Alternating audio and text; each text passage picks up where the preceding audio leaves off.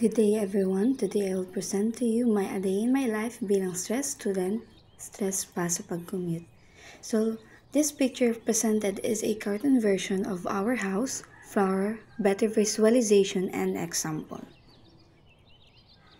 So, let's start my day by figuring out all these transportation issues I have encountered during my commute starting from home, going to school, and from school, going home. Of course, the first step is to go outside from your house. Our home is located at Brook 6, Barangay Lagon, Daet, Camarines Norte.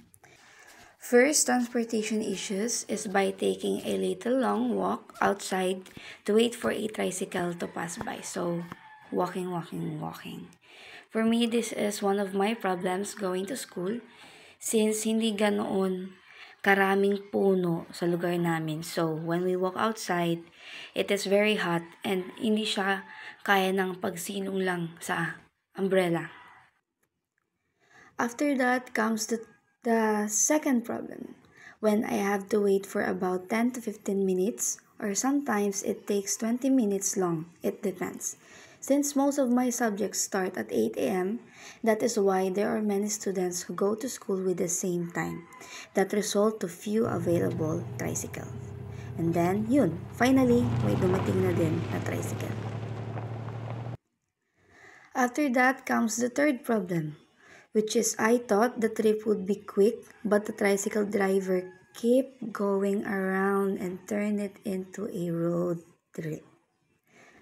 Madalas mangyari yung mga ganitong senaryo, yung ipapalayo pa yung landas, imbis na may malapit na daan.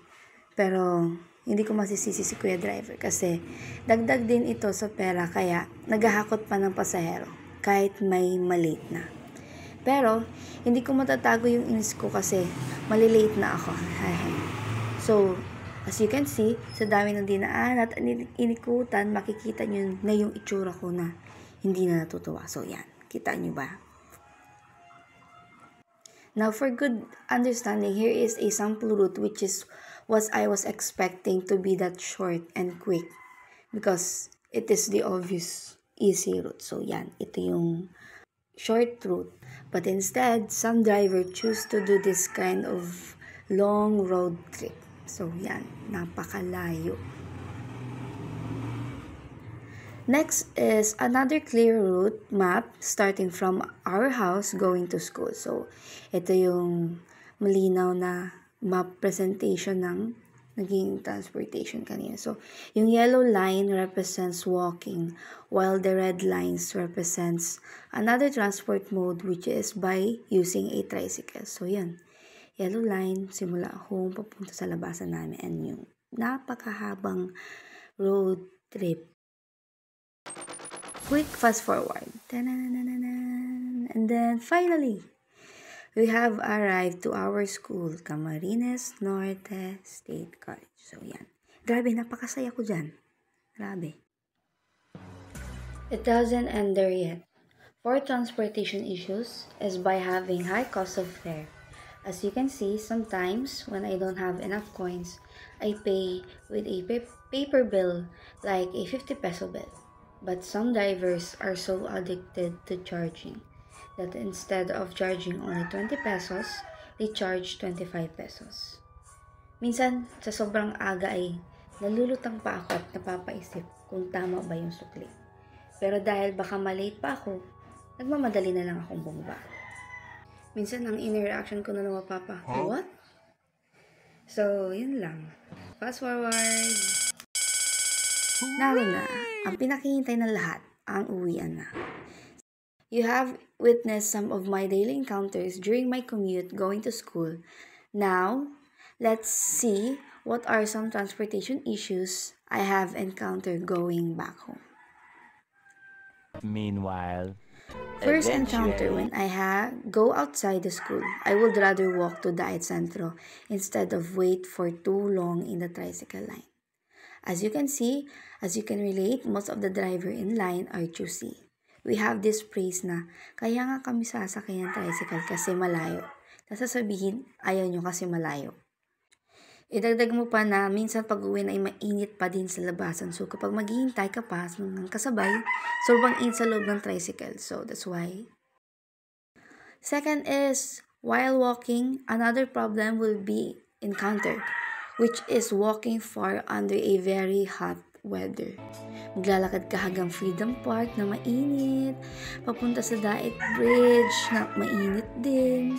Tapos, yan, Daet Bridge. Tapos, next, dadaan ka na sa Daet Centro na obviously, mainit pa din ulit. And, as you can see, hindi ganoon kadami ang mga puno sa sentro kaya walang gaanong shelter from the sun. So, next issue. While walking, I have observed the most of the road have poor road conditions for safe walking.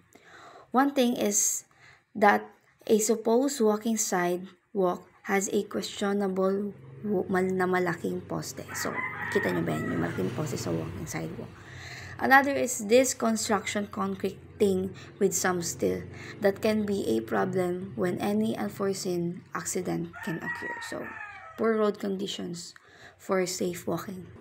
Fourth is, while walking, of course, there will be times that we will cross the pedestrian lane and we can't avoid that there are many kamoteng drivers who don't know how to slow down when they're close to the pedestrian lane. So, sometimes, it's really hard to cross.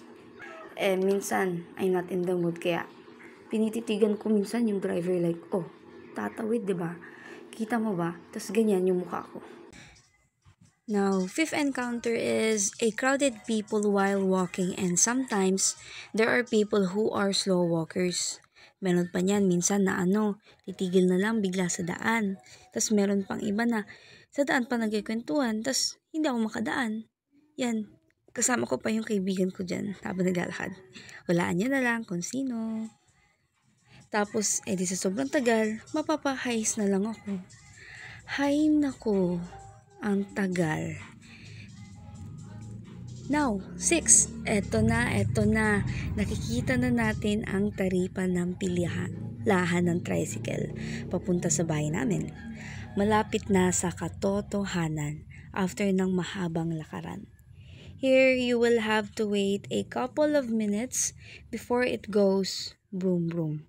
Some drivers wait to reach 4 passengers and minsan, there are only a few passengers so it takes a long time to wait.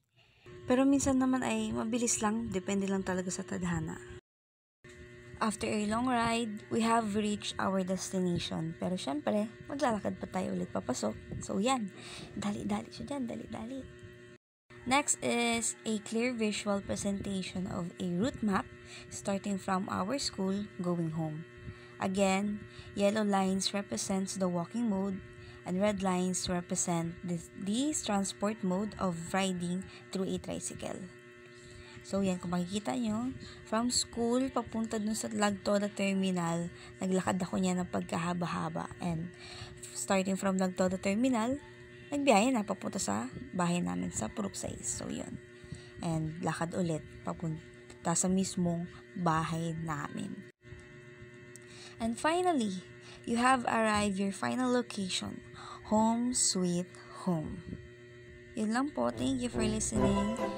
That's all. Rest well, everyone. Thank you po.